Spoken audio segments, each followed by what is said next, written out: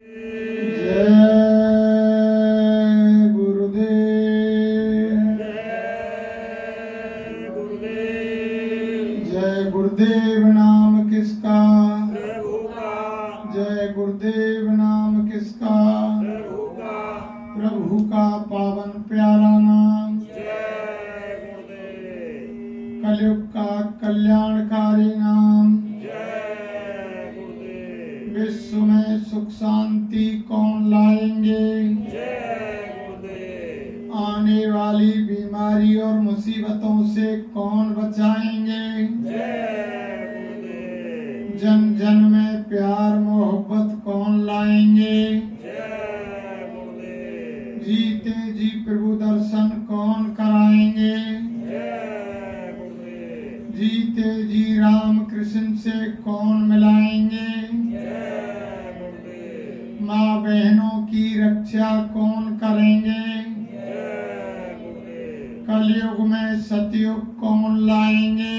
जय गुरुदेव। प्रेम से बोलो जय गुरुदेव। जय गुरुदेव।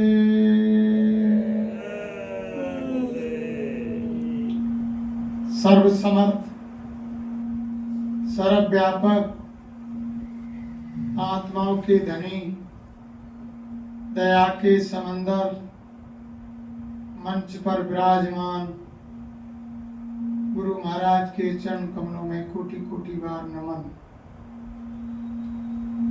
दूर दराज से चल करके आए धर्म प्रेमियों गुरु भाई बहनों,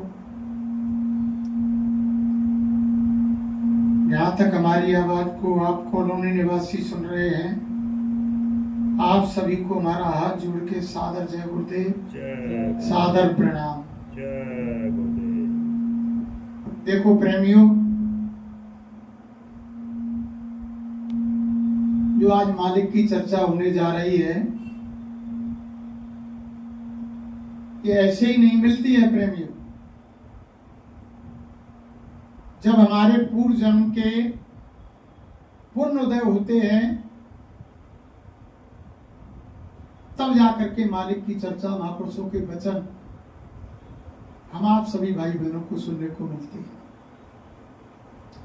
जब उनकी दया होती है, स्वयं महाराज कहते थे ना मथुरा में, मनसेरे बच्चा मैं जब तुम्हारे ऊपर दया करता हूं, तब तुम घर से निकल करके या सत्संग में आकर शरीक होते हो। अगर मैं तुम पर ऊपर से दया नहीं दूं, तो तुम्हारी कोई हैसियत, कोई औकात नहीं कि तुम घर से निकल के मेरे पास आ जाओ। सारा खेल इनकी दया का है। हे प्रभु तेरी सत्ता के बिना, हे प्रभु मंगल मूल और पत्ता तक हिलता नहीं, खिले ना कोई। सारी चीज इनकी है। और फिर तो इनको तो ऐसा बताया कि जो काम को भगवान यानी वो मालिक नहीं कर सकता है, वो यानी गुरु के बारे में कहा कि 3 लोक 9 खंड में गुरु से बड़ा न कोई, और करता करे न कर सके गुरु करे सो। यानी वो मालिक भी नहीं करता है, उस काम को गुरु महाराज करते हैं। मालिक अपने वचन को भक्त की रक्षा के लिए, भक्त के वचन को पूरा करने के लिए अपने वचन को झूठा साबित कर सकता है, लेकिन जो गुरु का वचन होता है वो कभी यानी टलता नहीं है प्रेम।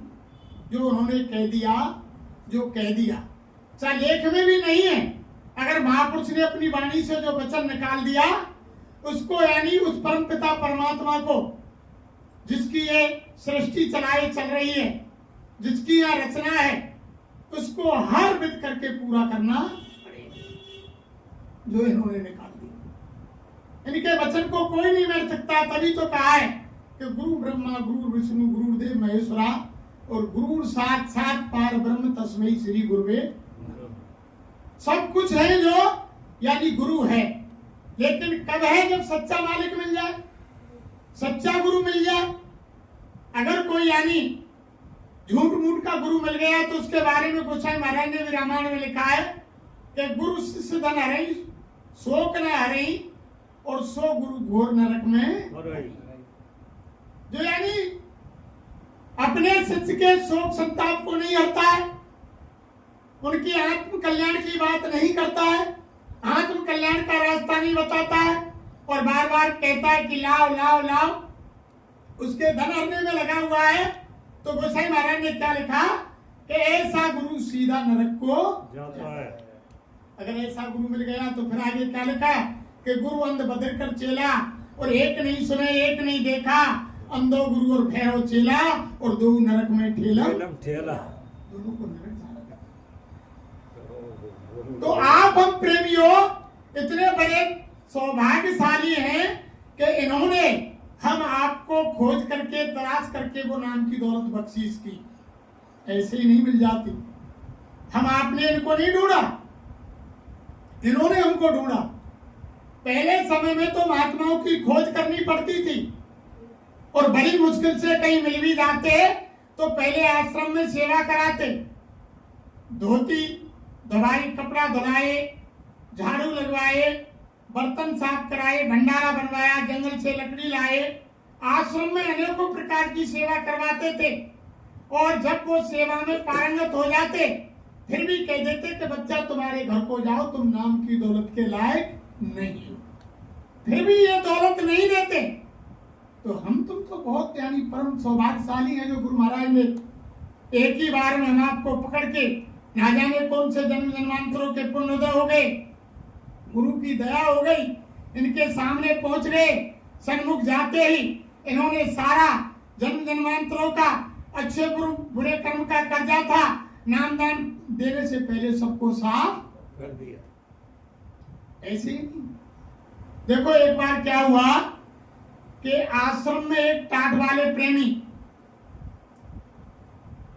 अपने साथ में एक ऐसे इंसान को ले आए जिनको गुरु महाराज नामदान देना नहीं चाहते थे।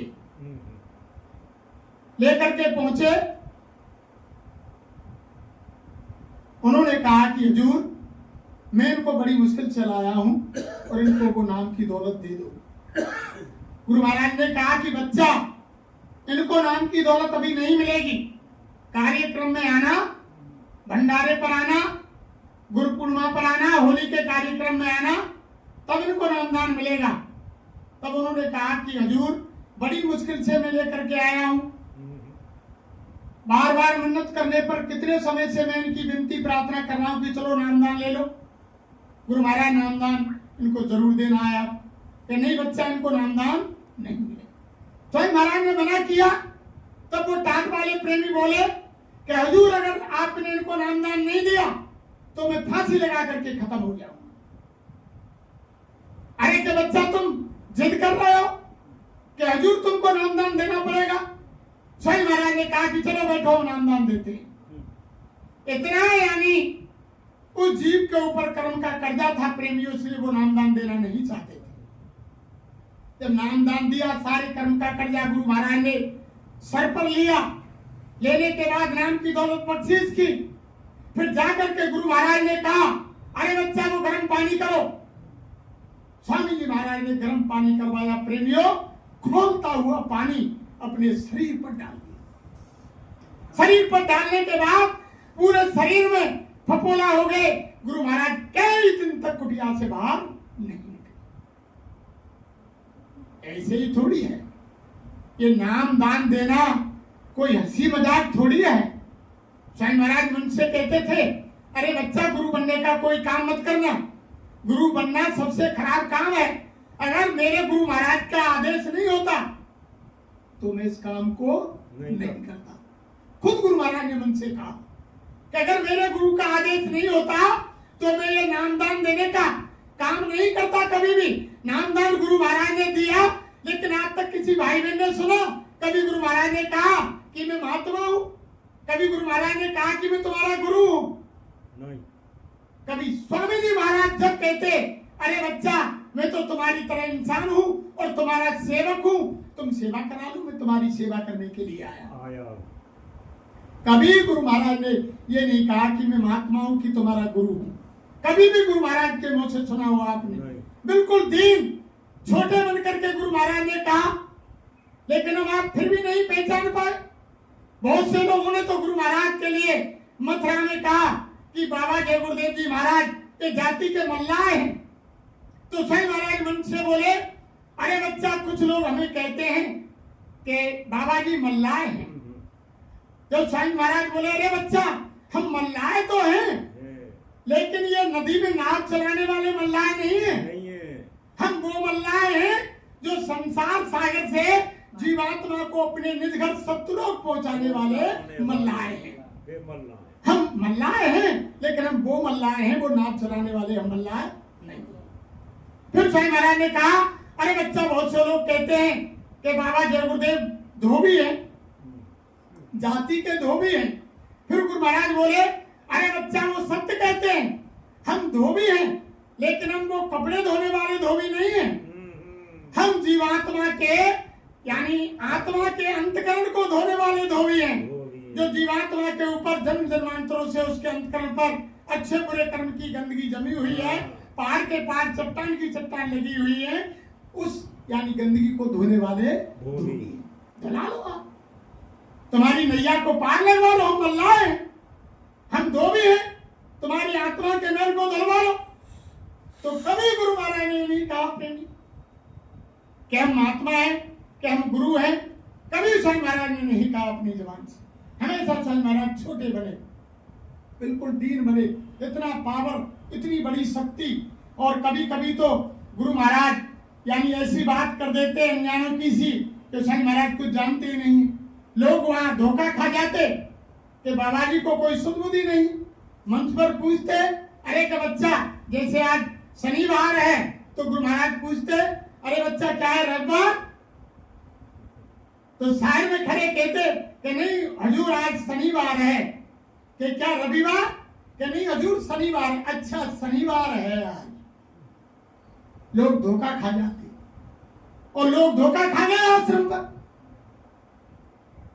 कि बाबा करते ही क्या है, खाना हम इनको बैठा कर खिलाते हैं, कपड़ा हम इनके साफ करते हैं, स्नान हम इनको कराते हैं, सारी संगत की देखभाल मेरे की उसकी हम करते हैं।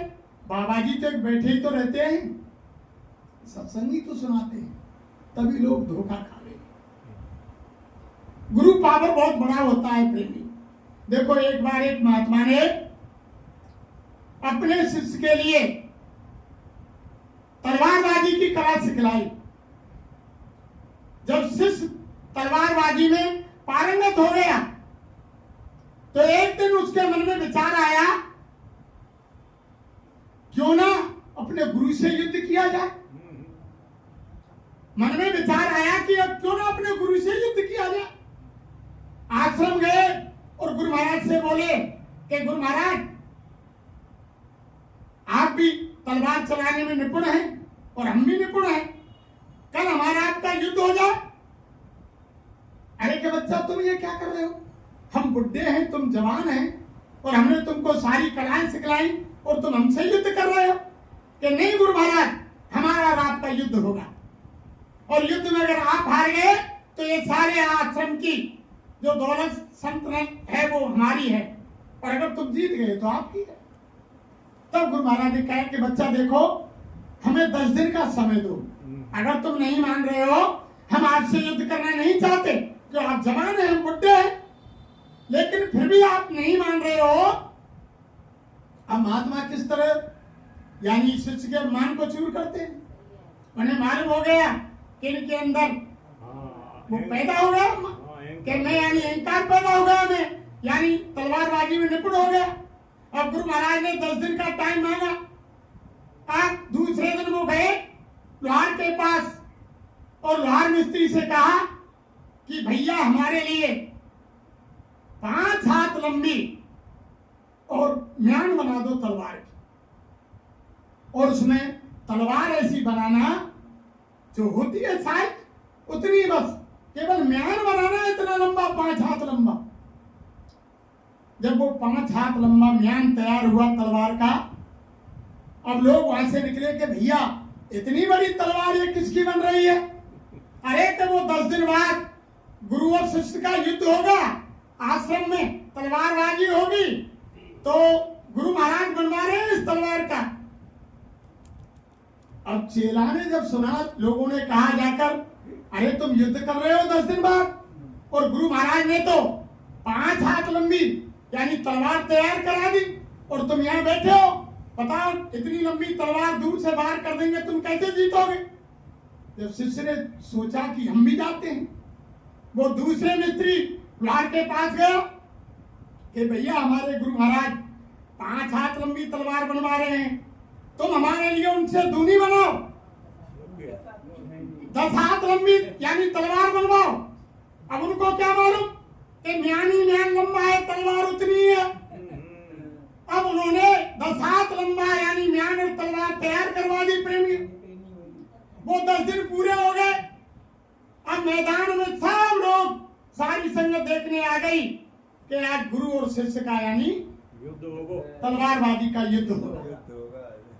जब तलवारबाजी का युद्ध हुआ प्रेमियों, जब तलवार खनखनाने लगी तो उधर म्यान में से तलवार खींचने की तैयारी जब करी तो गुरु महाराज तो वो तो समर्थ थे, जानते थे।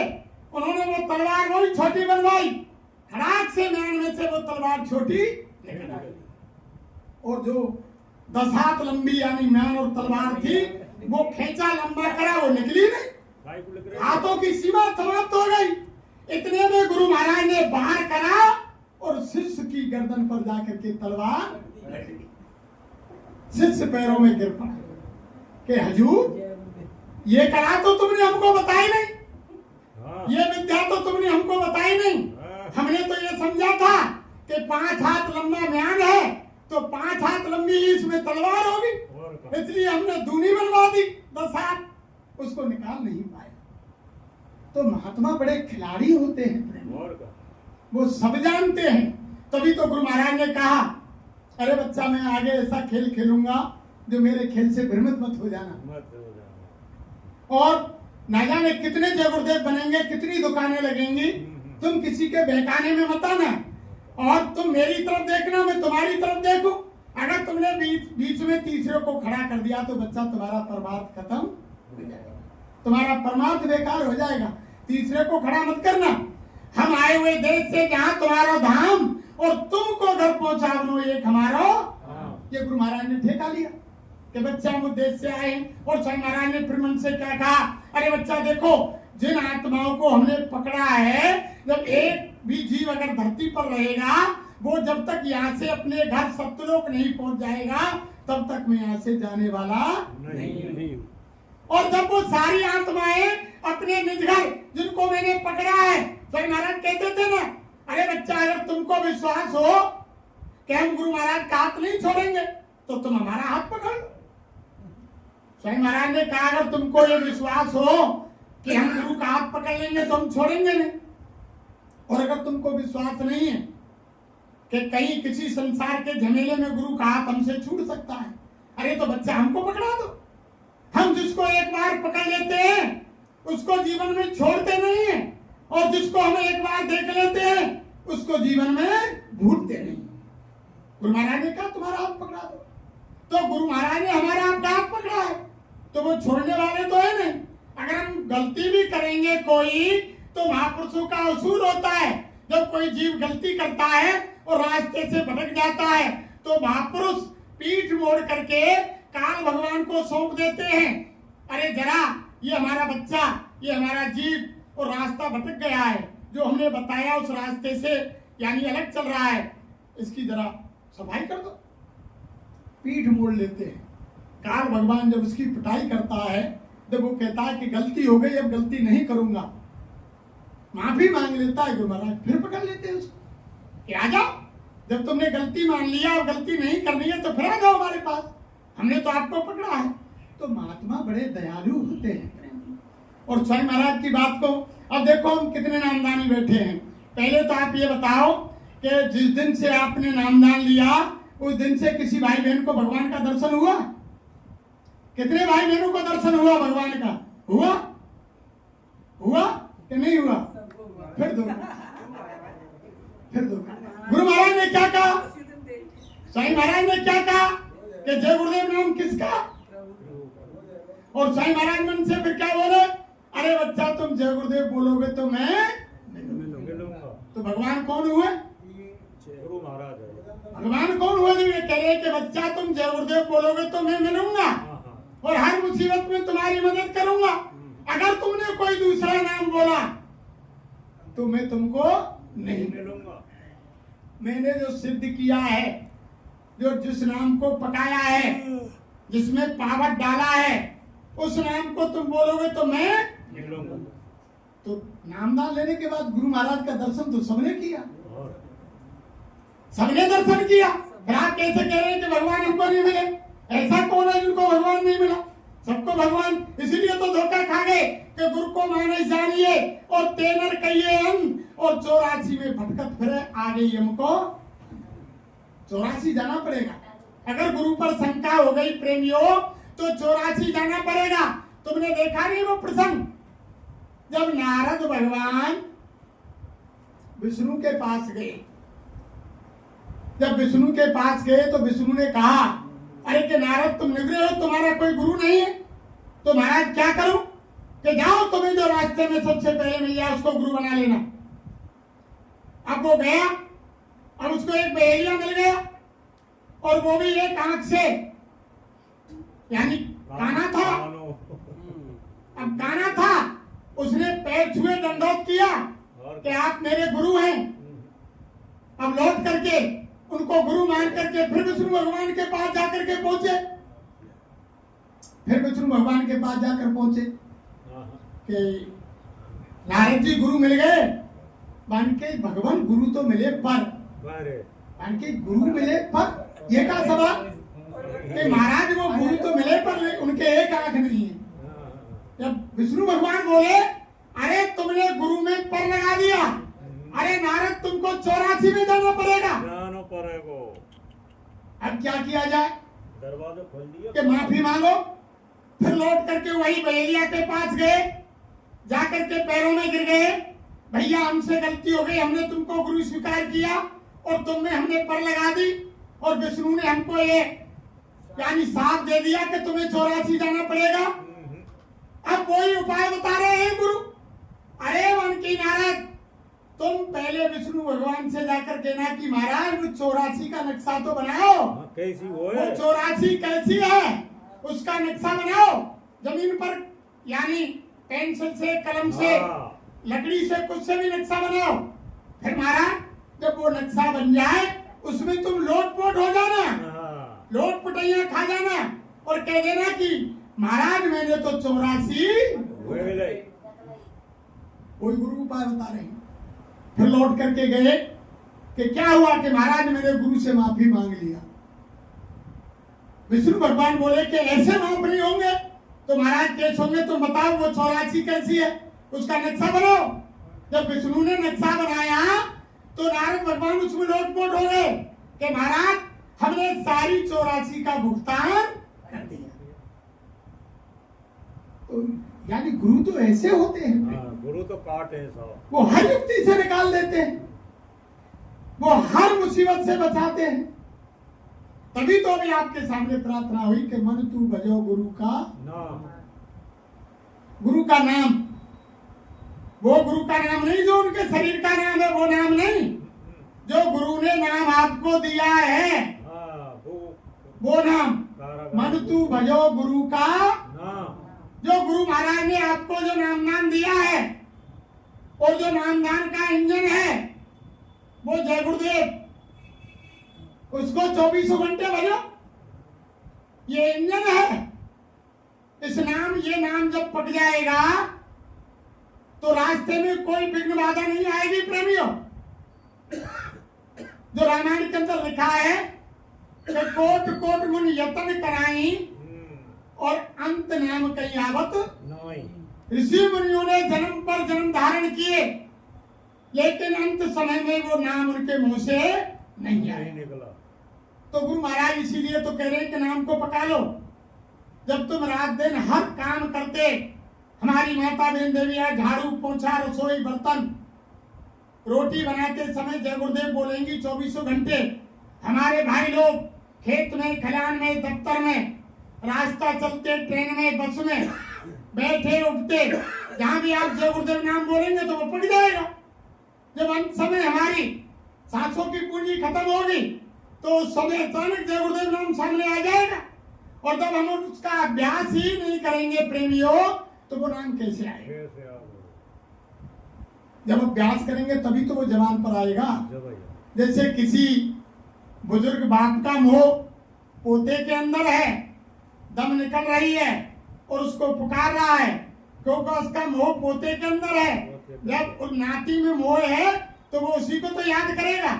जब हम उसको रात दिन याद करते रहेंगे तो हमारा ध्यान भी यानी जय गुरुदेव नाम पर जाएगा। जय तो इसलिए हमें हर समय प्रेमियों, चाहे संसार कुछ भी कहे, किसी का भी फोन आ रहा है, कोई नाते रिश्तेदार अड़ोसी पड़ोसी तुमको फोन पर कोई नाम बोल रहा है, तुम्हें तो सीधे उठाते ही जय गुरुदेव बोल ली। बोल नहीं हमें है काम सतगुरु से, जगत रूठ है तो हमें कोई मतलब नहीं। सही है। हमें काम हमारे गुरु से।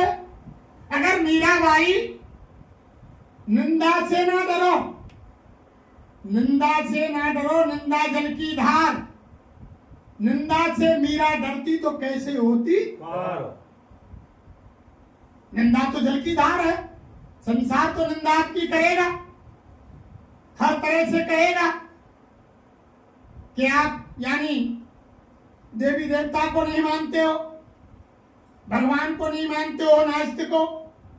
अरे स्वामी जी महाराज ने जो जगाया, ये कलयुग का जीता जागता नाम जय गुरुदेव नाम उस मालिक का ही तो है, लेकिन लोग नहीं समझ पा रहे हैं। ना पारे। राम के जमाने में लोगों ने नहीं समझा, कृष्ण के जमाने में कृष्ण को नहीं समझा, सतयुग में हरि नाम को लोगों ने नहीं समझा, तो आज तो कलयुग है, कलयुग में लोग कैसे समझ जाएंगे?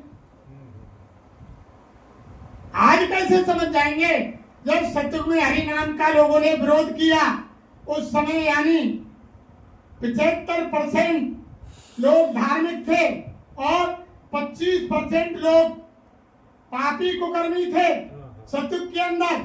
जब लोगों ने हरि नाम पर विश्वास नहीं किया, फिर त्रेता में आधा आधा हो गया, यानी 50% अधर्मी और 50% धर्म करने वाले।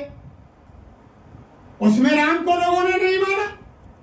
द्वापर में फिर यानी 25% धर्म करने वाले और 75% पाप करने वाले। देखिए द्वापर के अंदर हो गए। उस समय भगवान कृष्ण को लोगों ने नहीं पहचाना। आज तो कोई मात्र 1% 100 में से 1, आज तो घोर कलयुग है, तो भगवान के नाम पर कैसे विश्वास करेंगे? आज तो लोग सब बाहरी पूजा कर रहे हैं, नकली पूजा कर रहे हैं। जो गुरु महाराज ने बताया कि पूजा 2 प्रकार की होती है, एक शारीरिक पूजा और दूसरी आत्मिक पूजा। हम आप शारीरिक पूजा कर रहे हैं। आपने कभी किसी देवी देवता भगवान से उसके सामने अगरबत्ती जलाई, धूप बत्ती जलाई, जल चढ़ाया, पुष्प चढ़ाए, उनसे कभी आपने पूछा कि आप मेरी पूजा से खुश हैं या नहीं हैं? आप मेरी पूजा को स्वीकार कर रहे हैं या नहीं कर रहे हैं?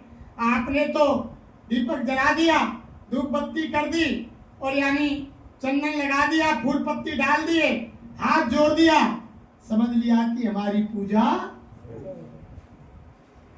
गुरु महाराज कहते हैं, सभी महात्मा कहते हैं, अरे तुम भगवान को धोखा देना चाहते हो, तुम संसार को धोखा देना चाहते हो। तब गुरु महाराज बोले, अरे बच्चा, ना तुम संसार को धोखा दे सकते हो, ना भगवान को धोखा दे सकते हो, तुम खुद अपने आप को धोखा दे रहे हैं। हम आप खुद को धोखा दे रहे हैं। जब तक हम आत्मा को नहीं पहचान पाएंगे, जो आत्मा को जानेगा वो परमात्मा को जानेगा, जो खुद को पहचानेगा वो खुदा को पहचानेगा। जब हम आत्मा को खुद को नहीं पहचान पाए, हम कौन हैं, किसी ने जाना आज तक? हम आप ये समझ रहे हैं कि ये शरीर है, हम इसी की सेवा में लगे हुए हैं सब रात दिन। इसको अच्छा अच्छा खाना देना, अच्छे अच्छे कपड़े पहनाना, अच्छे अच्छे तेल फुलेल साबुन लगाना और अच्छे मकान में रहना, अच्छी गाड़ी में यात्रा करना, यानी समय पर दवाई दिलाना, सारी जो सुख सुविधा कर रहे हैं, हम किसके लिए कर रहे हैं? शरीर के लिए। हम ये समझ रहे हैं कि हम शरीर हैं, और महात्मा कह रहे हैं तुम खुद को नहीं पहचान पाए। अगर हम आप खुद को पहचान जाए, 5 बात हम आपको मालूम हो जाए कि हम कौन हैं और हम कहां से आए हैं और अंत में हमें कहां जाना है और हम धरती पर आकर क्या कर रहे हैं और हमको क्या करना है, ये 5 सवाल अगर किसी भाई बहन की समझ में बैठ जाए तो उसकी आत्मा का कल्याण हो जाए कि हम कौन हैं और मरने के बाद हम कहां जाएंगे। आज तक किसी ने पहचाना? इतने हमारे आपके बीच से बुजुर्ग माँ बाप नौजवान चले गए, आज तक किसी ने पहचाना कि कहां से आप आए हो और कहां आप जा रहे हो? किसी ने किसी को देखा? किसी ने नहीं देखा। यही बात तो महात्मा बता रहे हैं। अरे पहले खुद को पहचानो, हम शरीर नहीं है, हम आत्मा है, हम उस परम पिता परमात्मा की अंश है जो अजर अमर अविनाशी है, वो कभी मरती नहीं है और कर्मों के अनुसार वो यानी भोग भोगती है। जैसा हम कर्म करेंगे ऐसे ही शरीर में जीव डाल दिया जाएगा और कर्मों के अनुसार उसको अपनी सजा भुगतनी पड़ेगी। जैसा हम कर्म करेंगे, तभी तो गुरु महाराज ने कहा कि कर्म जो जो करेगा तू वही फिर भोगना सब भोगना भरना पड़ेगा। तभी तो गुरु महाराज कह रहे हैं कि मन तू भजो गुरु का नाम, दया महल से नर्तन पायो और मत करना अब देखो आज बढ़िया कपड़ा पहन के और बढ़िया गाड़ी में बैठे होंगे और कुछ घर परिवार की दमक, पैसा की दमक, मकान की जायदाद की दमक, तो हम उस समय ऐसे चलेंगे यानी बड़ी ऐंठ में भर के।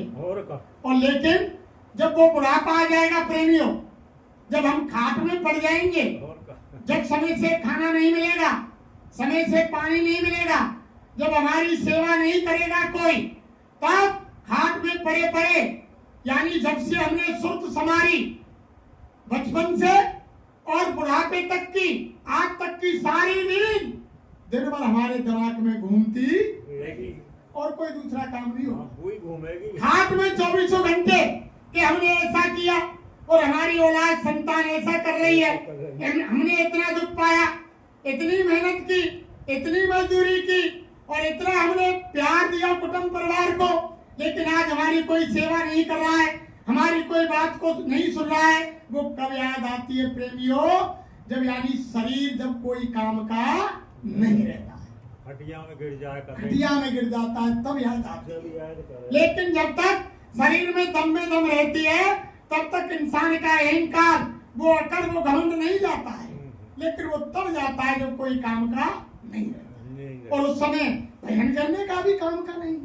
तभी तो महात्माओं ने कहा कि कछु कर ले काज जवानी में, इस 2 दिन की जिंदगानी में मेहमान जवानी जाती है फिर लौट कभी नहीं आती है, रे मुंह से मत खो देना किससे और कहानी में, कछु कर ले काज जवानी में इस 2 दिन की जिंदगानी, बड़ भाग से नर्तन पाई है, सौभाग्य जवानी आई है, भगवान इसी में मिलते हैं, क्या ढूंढे पत्थर और पानी में, कछु कर ले काज जवानी में इस 2 दिन की जिंदगानी में। भाई वो हम कहाँ खोज रहे हैं इसको? कोई कह रहा है वहाँ तीर्थ में चलो, गंगा सागर चलो, राम सागर चलो, हरिद्वार चलो, काशी चलो, केदारनाथ चलो, बद्रीनाथ चलो, कोई भगवान को वहां समझ रहा है और कोई कह रहा है कि मंदिर में चलो, मस्जिद में चलो, गुरुद्वारे में चलो, गिरजाघर में चलो, भगवान वहां मिलेंगे। और महात्मा क्या कह रहे हैं कि कस्तूरी कुंडल बसे और मृग ढूंढे बनवाए और ऐसे घट घट राम है दुनिया जानत नाय। वो परमात्मा हर जगह मौजूद है, हर जगह तुम्हारे शरीर के अंदर मौजूद है, इसी में यानी परमात्मा बैठा है और इसी में आत्मा बैठी हुई है। हम उसको बाहर खोज रहे हैं। जो कबीर दास जी ने कहा कि पानी में मीन प्यासी और मुझे सुन सुनावत हासी, घर में वस्तु धरी नहीं सूझे और बाहर खोजन जासी और पानी में मीन प्यासी मुझे सुन सुनावत हासी। घर में चीज रखी हुई है, हम उसको बाहर ढूंढ रहे हैं और वो चीज हमारे अंदर है, वो परमात्मा भी हमारे अंदर है, आत्मा भी हमारे अंदर है। जब खोजी पुरुष महात्मा मिल जाएंगे, जब वो भेद बता देंगे तो दोनों का मिलन हो जाएगा। मन है जा। तभी तो कहा आत्मा सो परमात्मा और परमात्मा सो परम गति। यानी जब दोनों का मिलन होगा, आत्मा परमात्मा के बीच का जो पर्दा है, आड़ है, दीवार है, वो हट जाएगी। जैसे दूध के अंदर आपने 1 गिलास 1 लीटर पानी मिला दिया तो आप फिर पानी और दूध को अलग नहीं कर सकते, वो दूध का ही रूप हो गए। ऐसे जब आत्मा परमात्मा में मिल जाएगी तो वो उस परमपिता परमात्मा का ही रूप हो जाएगी, उसी की अंश है, उसी में मिल जाएगी। लेकिन हम आप उसको खोज बाहर रहे हैं। तभी महात्माओं ने कहा कि मन तू भजो गुरु का, दया मेहर से नर्तन पायो मत करना अपमान। मन तू भजो गुरु का, एक दिन खाली पड़ा रहेगा जाए बसे शमशान। एक दिन सबको खाली होना है प्रेमी, शमशान में जाकर के बसना है। कोई भी यानी देखो संसार के सगे संबंधी आपका कोई साथ देने वाले नहीं है। संतान को थोड़े समय रोएगी, फिर उनके आंसू सूख जाएंगे। आपकी पत्नी औलाद से ज्यादा दिन रोएगी, उनके आंसू सूख जाएंगे। माँ एका उससे और ज्यादा दिन रोएगी, फिर उनके भी आंसू खत्म हो जाएंगे। कुछ दिन बाद सब लोग भूल जाएंगे और नई नई लहर, नई नई उमंग सबके हृदय में दोबारा से फिर छा जाएगी। कोई आपको याद नहीं करेगा। तो तभी तो महात्मा कह रहे हैं कि प्यारे मित्र सगे संबंधी एक दिन तुम्हें भुलाएंगे, कल तक जो तुमको अपना कहते और अग्नि में तुम्हें जलाएंगे। ये जगत सराय 2 दिन की, आखिर होगी चला चली, और लूट सके तो लूट ले बंदे शोर मचाऊं गली गली। जय गुरुदेव नाम के हीरे मोती मैं बिखराऊं गली गली, और लूट सके तो लूट ले बंदे शोर मचाऊं गली गली। इतनी आवाज में गुरु महाराज पुकार रहे हैं, अरे के ले लो, लूट लो, फिर ये समय आने वाला नहीं है। आज तक किसी महात्मा ने प्रेमियों इस तरह से दौलत नहीं लुटाई। आपने पहले महात्माओं के, तमाम महात्माओं के इतिहास पढ़े और गुरु महाराज भी उनके प्रमाण देते थे। सब महात्माओं ने बाड़े के अंदर, पांडाल के अंदर सत्संग के बाद नामदान दिया, आवाज लगाई कि जिन बच्चे बच्चियों को नामदान लेना है, भगवान से मिलने का रास्ता लेना है, वह पांडाल बना हुआ है, अपना नाम पता लिखा देंगे और कुछ सेवादार बैठे हैं, वो कुछ शर्तें बताएंगे, वो शर्त तुमको मंजूर हो तब आपको नामदान लेने के लिए अंदर पांडाल में जाना होगा। ऐसे नामदान देते थे। ये तो बड़ा पावर लेकर के आए जो गुरु महाराज ने किसी को नहीं देखा, किसी की कोई छानबीन नहीं की, किसी की तरफ ये नहीं देखा कि ये यानी अत्याचार करके आया है, कुकर्म करके आया, इसने मांस खाया, इसने शराब पिया, इसने बेईमानी की, धोखा किया, इसने रिश्वत ली, गुरु के दरबार में पहुंच गया और मन से सीधे नाम की दौलत लुटा दी। छोटा मोटा पावर लेकर के गुरु महाराज नहीं आए। तभी तो मन से ऐलान किया, अरे बच्चे बच्चियों, मैंने संसार में इतनी बड़ी जय गुरुदेव नाम की झाज लगाई है कि सारे संसार की जीवात्माएं बैठ जाएंगी, फिर भी स्थान खाली रह जाएंगे। छोटा मोटा झाज गुरु महाराज ने नहीं लगा, फिर भी हम आप भूल रहे हैं। अरे वो टिकट ले लो, वो नाम का टिकट ले लो और जहाज में बैठने की तैयारी कर लो। और जब आप अगर समय निकल गया, आपने पास करा लिया रेलगाड़ी का, समय से आप स्टेशन पर नहीं पहुंचे तो वो ट्रेन आपका इंतजार नहीं करेगी, आपको समय से स्टेशन पर जाना पड़ेगा और ट्रेन का इंतजार करना पड़ेगा। और आप अगर टिकट लिए बैठे रहे और समय से स्टेशन नहीं गए तो वो गाड़ी तो निकल जाएगी।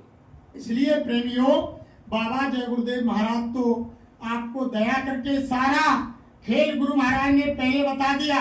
कोई चीज गुरु महाराज ने ऐसी नहीं छोड़ी प्रेमियों जो आपको नहीं बताई हो। सारी चीज गुरु महाराज ने कह करके सारा खेल गुरु महाराज ने खेला, एक एक शब्द गुरु महाराज ने बता दिया, फिर भी हम आप नहीं समझ पाए। बार बार गुरु महाराज आप हमको कहानी सुनाते रहे, हम आप उनको बच्चों की तरह कहानी मानते रहे, लेकिन लोगों ने बात पर अमल नहीं किया। साईं महाराज सुनाते थे मन से कि देखो बच्चा, एक गांव के अंदर एक नट आया और नट ने आकर के राजा से कहा कि महाराज, हम आपके राज में खेल दिखाना चाहते हैं। राजा ने कहा, अरे नट, हमने 2 कला, 4 कला, 8 कला, 10 कला के तो खेल बहुत देखे।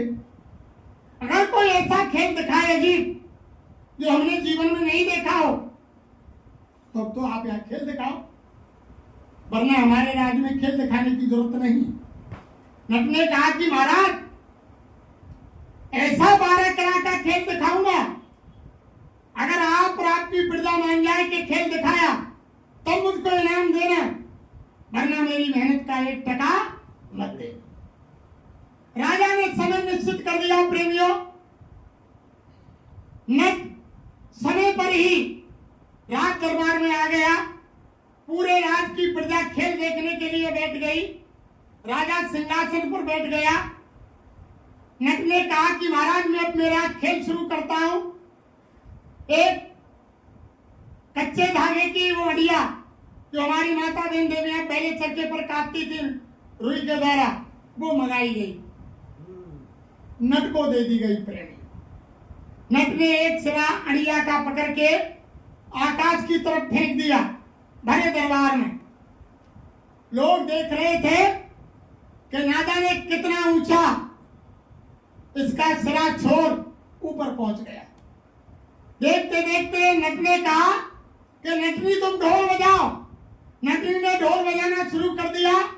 नट कच्चे धागे को पकड़ के आसमान में ऊपर चढ़ गए। गुरु महाराज सुना रहे हैं कि नट कच्चे धागे को पकड़ के आसमान में ऊपर चढ़ गए। जब तक दिखाई दिया लोग देखते रहे। प्रेमियों, नट ऊपर आकाश में जाकर के अदृश्य हो गया, दिखाई देना बंद हो गया। कुछ नटनी ढोलक बजाती रही। अब कुछ समय बाद प्रेमियों क्या देखा कि ऊपर ऐसी आवाज आ रही है, कोई यक्ष किन्नर देवी देवताओं से नट की लड़ाई हो गई हो। जैसे लड़ाई युद्ध होता है ऐसी आवाज ऊपर से आ रही है। तो राजा कह रहा है, अरे नटनी, कहीं मुझे ऐसा मालूम पड़ रहा है तुम्हारी नट की कहीं आकाश में कोई यक्ष किन्नर देवी देवता से लड़ाई तो नहीं हो गई कि महाराज, ये पता नहीं, आप खेल देखो, खेल शुरू हो रहा है। ढोलक बज रही थी। इतने में प्रेमियों क्या हुआ कि नट की एक भुजा कट करके जमीन पर आ गई। जमीन पर जैसे ही भुजा गिरी, राजा ने कहा, ए नटनी, ढोलक बंद करो और तुम्हारे यानी पति की किसी देवी देवता यक्ष किन्नर ने आकाश में लड़ाई के कारण भुजा काट दी, वो जमीन पर आ गई। नटनी ने कहा कि महाराज, तुम ढोलक बंद करा रहे हो और अभी खेल शुरू नहीं हुआ और तुम कह रहे हो कि ढोलक बंद करो। ए महाराज, खेल देखो, ये 12 कला का खेल है, तुम खेल देखो। ढोलक शुरू कर दी।